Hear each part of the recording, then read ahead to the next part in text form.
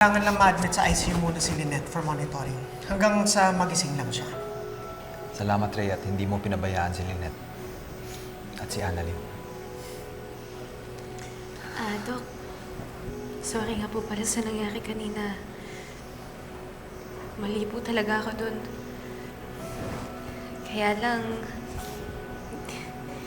hindi ko din po kasi maiwasan na matakot po na baka mawala na po talaga si nanay sa akin eh.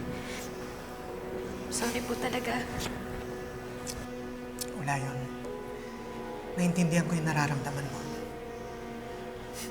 Actually, ito nga yung kinakatakot kong mangyayari nung nag-volunteer ka. Na maapektuhan ka ng emosyon mo. Maapektuhan din yung surgery na gagawin natin. Look, Annalyn, I get you ha. Gets ko talaga. Nanay mo siya. Pero oras na pumasok tayo sa operating room, labas na lahat ng mga personal issues natin. Hindi na ikaw si Annalyn na anak ni Lynette. Ikaw si Annalyn na doktor niya. Opo, Dok. Sorry po talaga. Palalampasin ko na muna itong ginawa mo. Pero, kung na sana mauulit, ha? Mauna na muna ako. I'll go ahead. Excuse me. Annalyn! Ang galing-galing mo naman! Sabay pa I'm so tayo. proud of you. Ang galing mo.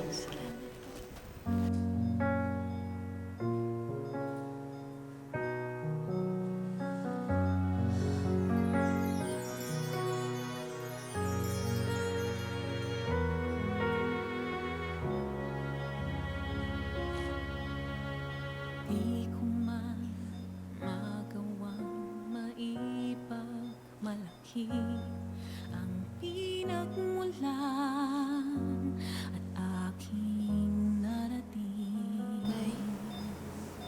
May isang Sorry po ah.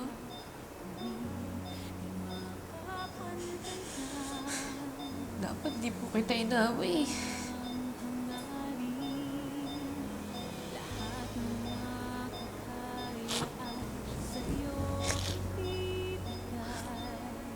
Na-promise kapag gumising ka na hindi na tayo mag-aaway. Kahit ano pang gawin mo na hindi kita papakailaman. Kahit di mo ko pansinin. Kahit di mo ko kausapin, basta alam kong okay ka. Kaya please na gumising ka na. I'm sorry. Anak, Nay. huwag ka na mag-sorry. Wala kang kasalanan. Kung maririnig ka lang ng nanay mo, sasabihin din niya sa'yo. Baka pagsasabihan ka pa niya. Pinasama ko po kasi yung loob ni nanay. Anak, kahit kailan, hindi nagtatanim ng galit ang nanay mo. Mahal na mahal ka niya.